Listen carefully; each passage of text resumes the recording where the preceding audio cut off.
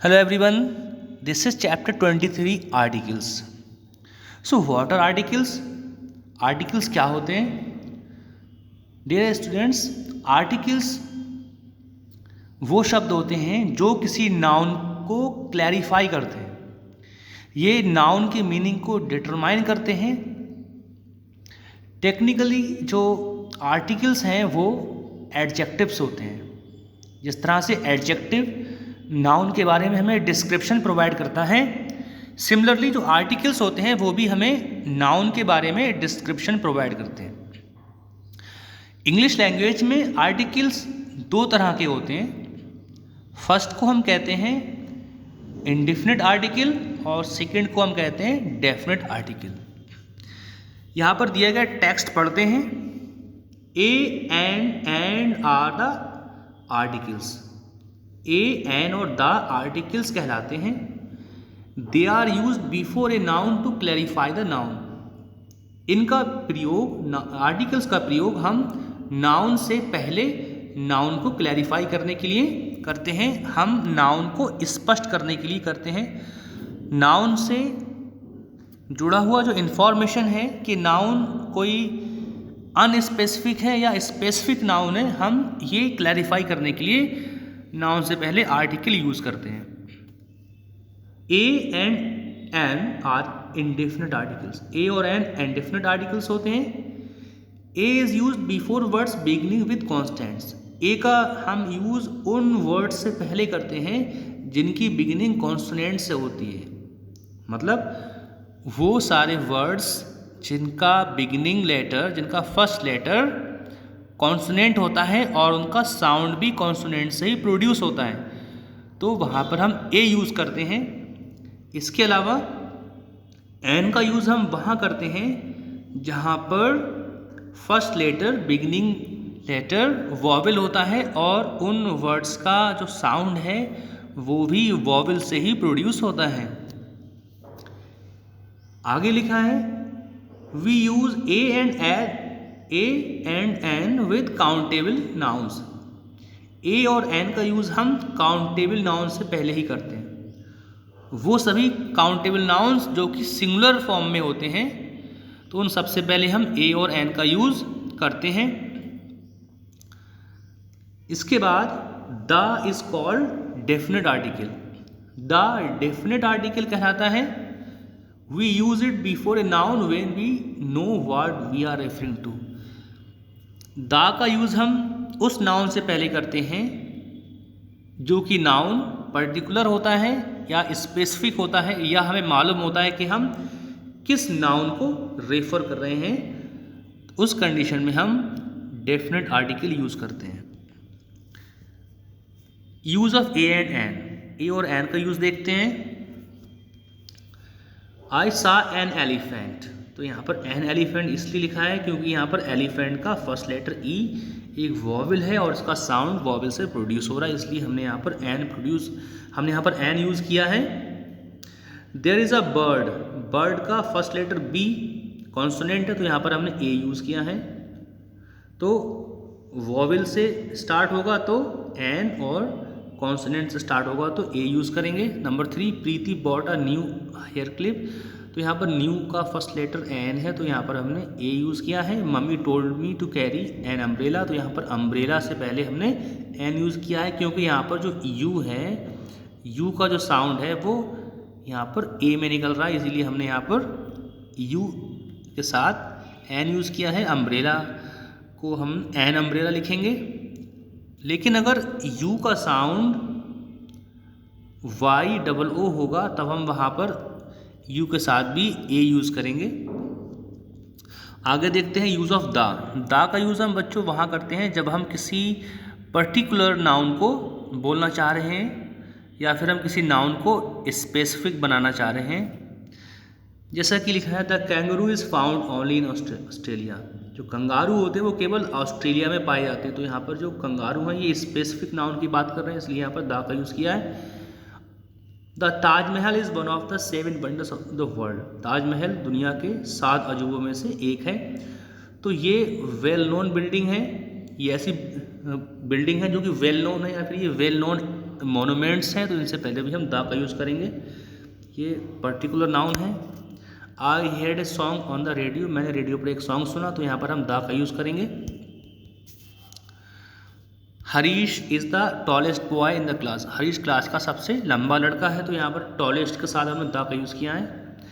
Tallest का जो meaning है वो उसका मतलब सबसे लंबा, तो टॉलेस्ट एक सुपरलेटिव डिग्री का एडजेक्टिव है, तो आप हमेशा याद रखें सुपरलेटिव डिग्री के एडजेक्टिव के साथ हम हमेशा द का यूज़ करेंगे। इसके बाद कुछ ऐसे वर्ड्स होते हैं जिनका फर्स्ट लेटर कॉन्सोनेंट होता है, बट उनका जो फर्स्ट लेटर होता है उसका साउंड हिडन रहता है, उसका साउंड हम नहीं बोलते हैं, साउंड हम प्रोनाउंस नहीं करते हैं, इसीलिए उनका जो सेकंड लेटर वॉवेल होता है उस साउंड से हम प्रोनाउंसिएशन करते हैं, तो इसलिए वहाँ पर हम एन का यूज़ करते हैं। जैसे कि यहाँ पर लिखा है और ऑनेस्ट, तो और में एच साइलेंट होता है, तो इसलिए इसका साउंड ओ से आता है, तो हम यहाँ पर एन और बोलते हैं, जैसे कि यहाँ लिखा हुआ है। ऑनेस्ट में एच साइलेंट है तो साउंड ओ से हो रहा है, ऑनेस्ट का मतलब ईमानदार, तो यहाँ पर भी हम एन यूज़ करेंगे, जैसे कि आप यहाँ पर देख सकते हैं mister Sharma is an honest man, तो यहाँ पर हमने ऑनेस्ट मैन लिखा है। अगर यू का साउंड यू में ही आ रहा है, अगर यू का sound Y double O U में आ रहा है, वाई डबल ओ यू में आ रहा है, तब वहाँ पर हम ए यूज़ करेंगे। देखिए यहाँ पर लिखा है आ यूनिवर्सिटी, स्टार्टिंग में वॉवेल लिखा हुआ है, बट इस वॉवेल का साउंड हो रहा है यू, तो इसीलिए हम इसको कॉन्सोनेंट कंसीडर करते हुए ए यूज़ करेंगे। आ यूनिफॉर्म, यू का साउंड यू आ रहा है, इसलिए हम इसको इसलिए हम यहाँ पर ए फिल करेंगे, क्योंकि हम यहाँ पर यू को वॉवेल कंसीडर नहीं करेंगे, बल्कि हम इसको कॉन्सोनेंट कंसीडर करेंगे। आ यूज़फुल थिंग, यहाँ पर भी हमने ए यूज़ किया है।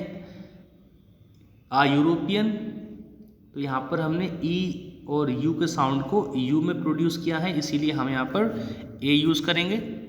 मतलब ये होता है कि यू के साथ एन तब आएगा जब यू का साउंड ए में निकल रहा है, तब तो हम यहाँ लगाएंगे एन। लेकिन अगर यू का sound Y double O U में निकल रहा है, तब हम वहाँ पर लगाएंगे ए। इस कंडीशन में इसको वॉवेल कंसीडर किया जाएगा तो एन लगाएंगे, और इस कंडीशन में इसको कंसीडर किया जाएगा कॉन्सोनेंट, तो यहाँ पर ए लगाएंगे। ठीक है। उसके बाद आप देख लीजिए आगे लिखा है गिव मी अ पेन, मुझे एक पेन दो। हमने यहाँ पर ए पेन लिखा है, आर डोर लिखा है। Give me the pain in your pocket, मुझे वो पेन दो जो आपकी पॉकेट में है, तो ये एक पर्टिकुलर पेन है, इसीलिए हमने यहाँ पर दा बोला है।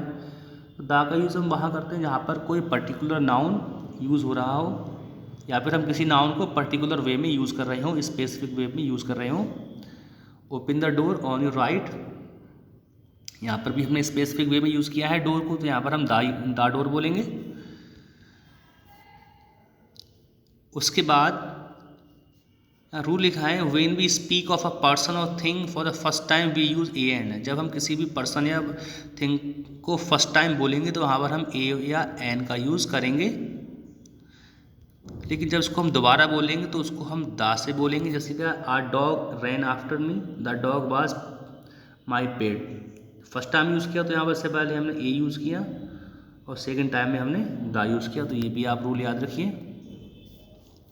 इसके बाद हम दा का यूज़ कहाँ कहाँ करेंगे देख लीजिए। माउंटेन रेंज के साथ, ग्रुप ऑफ आइलैंड्स के साथ, रिवर्स के साथ, ओशियंस के साथ, सीज के साथ, कैनल्स के साथ हम यूज़ करेंगे दा, जैसे कि the Himalaya, the Pacific ocean, the Lakshadweep.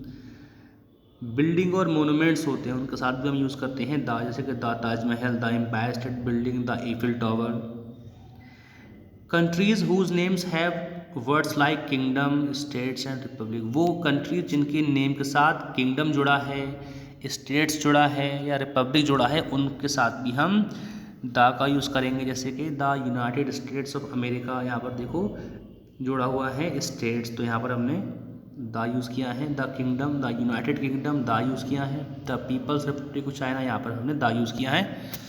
तो ये आप वर्ड्स ध्यान रखें कि जहाँ पर ये वर्ड्स ऐड होंगे वहाँ पर द यूज़ करना है।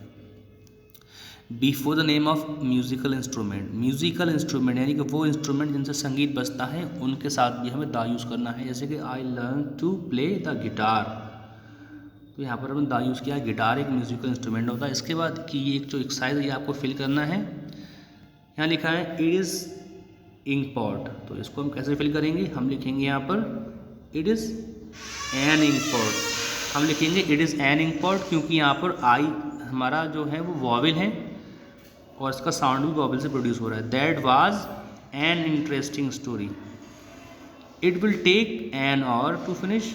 एन आउल, यहाँ पर हमने सब जगह एन फिल किया है क्योंकि यहाँ पर सब जगह पर वॉवेल से साउंड प्रोड्यूस हो रहा है। इसके बाद जो इसमें एक्सरसाइज दी गई है एक्सरसाइज को आप फिल कर लेंगे, एक्सरसाइज बी, और एक्सरसाइज सॉल्व करके आप मुझे मेरे नंबर पे व्हाट्सएप कर देंगे। आज के लिए बस इतना ही।